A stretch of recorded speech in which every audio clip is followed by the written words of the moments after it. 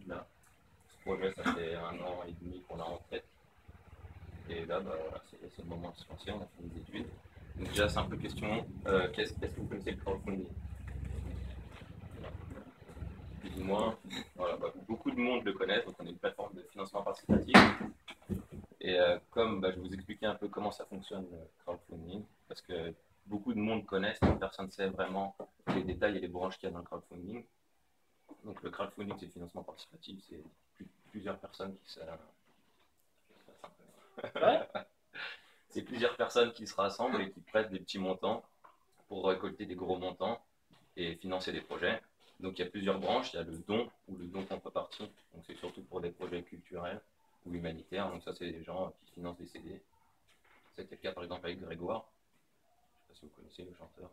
Ouais. La plateforme connue, c'est My Major Company. Company. Et KissKissBankBank aussi. Donc ça c'est pour la partie don et don contrepartie. Il y a la partie equity, donc là c'est les gens qui mettent des montants plus importants, qui vont généralement 10 000 euros, et qui prennent des parts dans la société. Donc toutes les personnes se regroupent sous forme de holding et prennent 10-15% de la société sur les temps. Et il y a nous ce qu'on fait, donc c'est le crowdlending, donc c'est le financement par de la dette. Donc c'est vous prêter de l'argent à la société qui vous rembourse mensuellement sur une durée qu'on détermine avec un taux d'intérêt qu'on détermine nous et qui est généralement plus élevé que la banque parce que c'est un peu plus risqué. Donc voilà, notre spécificité à nous, c'est qu'on finance les startups et qu'aujourd'hui personne ne le fait parce qu'on a une approche du risque qui est différente de ce qui se fait sur le marché. Aujourd'hui, bah, comme les banques ou comme les plateformes déjà existantes, elles font principalement une analyse financière des dossiers. Donc pour ça, il faut avoir un bilan, un compte de résultats, ce que les startups n'ont pas, par définition. Donc c'est pour ça que nous, on est là-dessus, parce qu'on a une approche qui comprend l'analyse financière, mais qui est principalement axée sur la stratégie de l'entreprise. Donc à savoir sur quel secteur d'activité elle est, quelles sont les perspectives, qui c'est qui monte le projet, quel est le projet, et un peu, bien évidemment, prévisionnel pour savoir si elle est en capacité de rembourser l'entreprise ou pas. Donc Voilà, donc on est vraiment notre spécificité. Au jour d'aujourd'hui, vous êtes une start-up, vous avez vraiment que deux possibilités. Soit vous êtes une start-up avec un produit solidaire ou humanitaire, je ne sais pas, vous êtes une start-up qui promouvoit des théâtres ou des choses comme ça. Là, vous allez passer par du don, parce que vous allez toucher vraiment toute la communauté théâtrale française. Donc, vous avez la possibilité de passer par du don. Soit vous êtes une start-up, on va dire, classique, qui n'a pas du tout de notion de solidarité ou d'humanitaire. Et là, vous allez être obligé d'ouvrir votre capital, donc de perdre de la gouvernance. Vous allez faire rentrer des business angels ou des choses comme ça. Et après, votre société, vous ne pourrez plus l'amener là où vous voulez exactement. Parce que vous allez être obligé de donner des comptes, de donner de l'argent aussi dès que vous aurez des bénéfices, etc. Donc nous, on veut vraiment que les start-upers gardent leur gouvernance à l'intérieur de leur boîte. Ça, c'est vraiment la base. Après, nous, on part du principe que, voilà, c'est assez clair. On veut vraiment faciliter l'accès au crowdfunding pour les startups.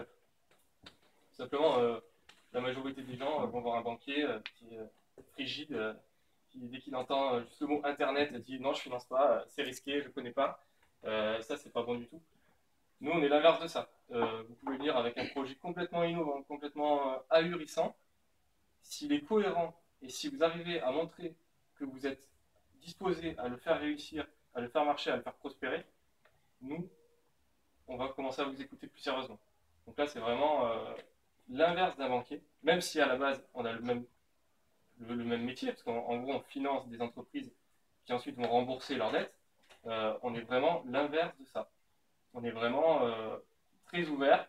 On n'a pas forcément de grille statistique en disant Internet, ok, vous faites quoi, vous montez une application mobile, voilà, il y en a beaucoup, ça va être compliqué. Non, moi je ne finance pas. C'est pas bon. Donc on est vraiment l'inverse de ça. Alors après là, je vais plus me mettre à votre place. Je vais vous expliquer comment faire une campagne de crowdfunding et de crowdlending plus spécifiquement sur Icaros. C'est un peu ce qui vous intéresse, je pense, savoir un peu comment ça marche. Alors, pour commencer, vous devez expliquer votre projet. Tout simplement, vous allez sur le site, vous dites que vous êtes une start-up ou même une PME, et vous expliquez votre projet. Donc, il faut être immatriculé votre SIRET. Très important, sinon on ne peut pas vous financer. On peut financer que des personnes morales.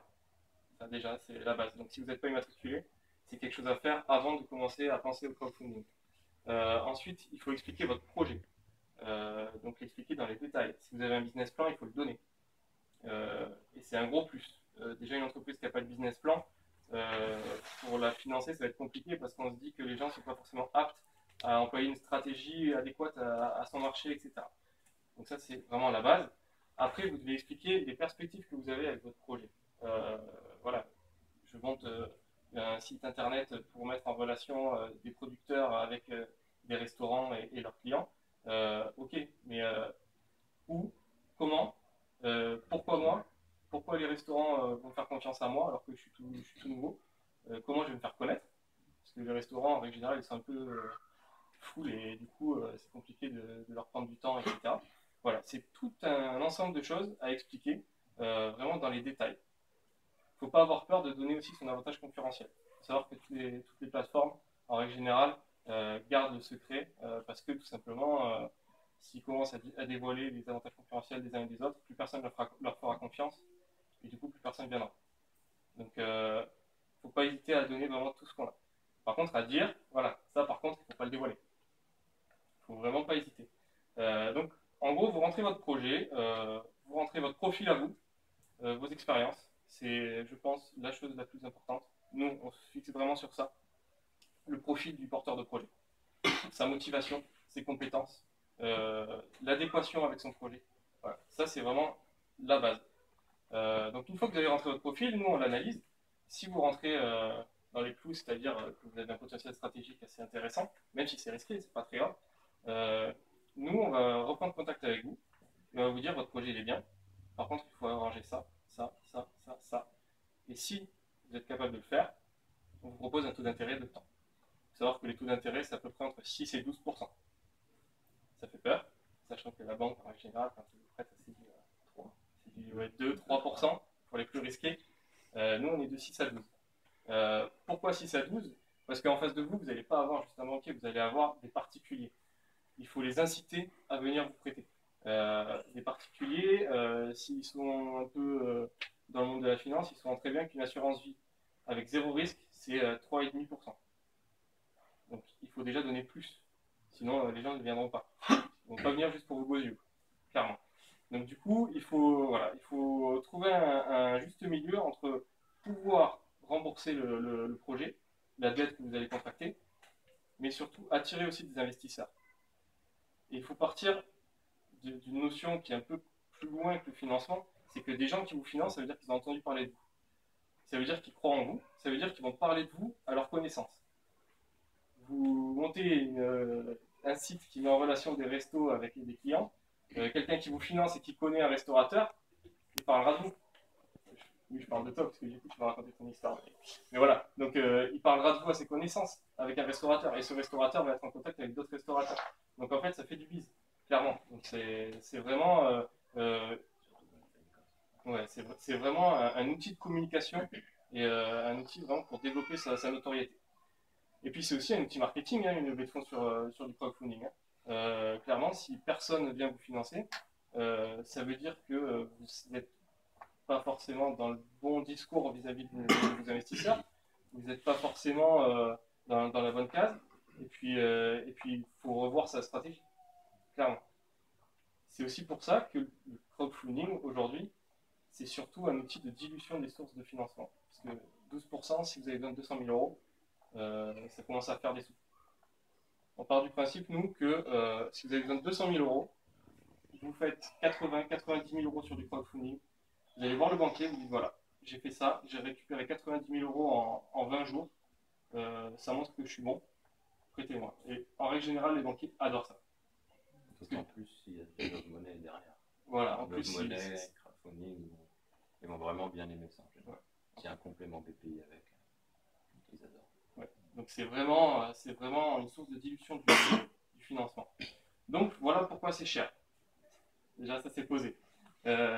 Donc ensuite, si vous acceptez les termes, etc., les taux d'intérêt, la durée de remboursement, parce que nous, on a quand même une petite analyse financière derrière, hein, on va calculer votre capacité de remboursement tous les ans, etc. on est OK, on part sur le projet. Là, on vous met en place un lien sur le site. Donc vous avez une page projet vierge où vous rentrez vos photos, vos textes, vos titres, vos profils, vos CV, votre business plan, tout ce que vous voulez pour attirer les investisseurs. Une fois que vous avez fini, nous, on le check, on le modère un petit peu, et ensuite on le met directement sur le site dans la page projet à venir. Et le premier du mois suivant, votre projet apparaît sur les projets à financer. Et c'est là que votre taf commence. C'est clairement là que vous allez commencer à communiquer, vous allez commencer à aller voir des clients, des fournisseurs, des parents, des amis, des cousins éloignés que vous n'avez pas vu depuis 15 ans, des personnes qui passent dans la rue. Vous parlez de votre projet à tout le monde et de votre collecte à tout le monde. Vous dites, regardez, je suis intéressant, regardez, je vais vous rapporter tant, mais surtout, au lieu de mettre 1000 euros sur votre livret A, vous allez pouvoir mettre 1000 euros chez moi, vous allez m'aider, vous allez créer du travail, vous allez créer de l'activité économique, et puis vous pourrez être fier de votre investissement. C'est pas comme les 1000 euros du livret A qui vont on ne sait où. Voilà, donc ça c'est vraiment le gros travail. Il ne faut pas croire que je fais une campagne de crowdfunding, ça y est, c'est bon, j'ai mis mon projet, je suis content, je vais avoir 100 000 euros qui vont arriver tout seul dans un mois, c'est parfait. Non, c'est pas ça du tout. Il faut vraiment créer du buzz autour de son projet. On dit souvent qu'un projet qui atteint 40% réussit. Le plus dur, c'est d'atteindre les 40 premiers pourcents. Il faut intéresser la personne qui va être la première à donner. Ça, c'est très compliqué. La personne va dire, c'est bien, j'aime bien ton projet, etc. Mais si je suis tout seul à donner pour l'instant, qui me dit que je ne me plante pas? Je suis pas un professionnel, je ne sais pas du tout, il y a peut-être quelque chose de caché, on cache quelque chose. C'est pas possible, je vais donner de l'argent, je ne le reverrai plus jamais. C'est ça le plus dur. C'est clairement ça le plus dur. C'est pour ça qu'un projet de crowdfunding, c'est vraiment de la communication. Essayer de donner confiance aux gens qui vous financent. Ça, c'est le mot-clé, c'est confiance. C'est vraiment ça. Donc, votre campagne commence. Donc, vous avez entre 20 et 40 jours, suivant le montant fixé. Parce que c'est clair qu'une campagne de 10 000 euros, sachant qu'un investisseur peut donner jusqu'à 1 000 euros par projet, c'est la loi, c'est obligé. Parce que s'il y a des risques de défaillance, donc si la personne met toutes ses économies dans sa maison pour vous financer et qu'après le projet tombe à l'eau, ça va être compliqué. Donc, si vous avez 10 000 euros, ça veut dire qu'en gros, il y a 10 personnes au minimum à convaincre et 30 au maximum. Donc, ça va aller vite. Donc, on va dire 20 jours. Ça suffit largement. Par contre, si vous avez 150 000, 200 000 euros à récupérer, là, il va falloir commencer à faire du 30, 40 jours et à vraiment bosser avec des objectifs intermédiaires. C'est-à-dire, voilà, je commence. Les 10 premiers jours, je veux atteindre 10%. Les 20 premiers jours, je veux atteindre 35%. Les 30 premiers jours, je veux atteindre 65-70%. Et après, la dernière semaine, je me donne à fond et je finis mon projet. Ça, c'est la levée de fonds. Donc c'est un mois, en règle générale, très hard. Faut se lever tôt, se coucher tard, faire des réseaux sociaux. Il y a plein de gens qui créent une page Facebook, par exemple, pour communiquer autour de leur projet. Faut vraiment, c'est un truc, faut utiliser tous les canaux de distribution qui sont possibles. Vous arrivez à la fin de votre levée de fonds, votre objectif est de 100 000 euros, vous avez 90 000. Vous avez 90 personnes qui vous ont prêté, mais vous n'êtes pas arrivé à l'objectif. Vous, avec 90 000 euros, vous faites rien. Il vous faut 100 000 euros pour acheter votre machine. Avec 90 000 euros, vous n'arriverez pas à obtenir votre machine. Si vous n'avez pas de machine, vous ne produisez pas. Si vous ne produisez pas, vous ne vendez pas. Donc là, qu'est-ce qu'on fait? On arrête tout. L'argent, vous ne touchez pas. Ce que vous avez fait pendant un mois vous aura servi d'expérience, mais ne vous aura apporté rien du tout. Et tous les prêteurs sont remboursés. Ils ont donné 1000 euros, ils reçoivent 1000 euros. Ils retirent leur argent, ils ont 1000 euros. C'est gratuit. C'est nous qui payons. Ce qui explique aussi pourquoi on va être drastique à la sélection des projets, surtout à la sélection des porteurs de projets. Il faut qu'on voit en vous qu'il y a vraiment un potentiel de communicant et de stratège derrière. C'est vraiment super important. Parce que nous, on prend un risque aussi en vous acceptant, en vous accordant le financement. Nous, on paye tous les frais financiers de transfert d'argent, etc. C'est super cher. Donc, si vous loupez, vous n'avez rien pour vous, ça ne vous coûte rien non plus. Ok, vous avez fait un petit réseau, etc. Mais il faut toujours tirer des conclusions de pourquoi on échoue. Un échec, c'est pas forcément grave en soi. Il y a des gens qui ont échoué leur première boîte, puis ils relancent une boîte, ils refont un peu le même système, mais amélioré. Ils ont compris leur problème, ils le refont, et là ça marche. Donc nous, si vous échouez une fois, Si vous revenez 1 an plus tard en disant regardez mon projet, je me suis vachement amélioré, j'avais ça qui n'était pas bon, ça qui n'était pas bon, j'ai changé ça à ça, on va vous dire ok. On va vous dire ok parce que c'est super important de savoir se mettre en retrait et de comprendre pourquoi on a échoué. Ça vous aura rien coûté. Si vous réussissez, là c'est parfait, c'est jackpot, on vous offre le champagne.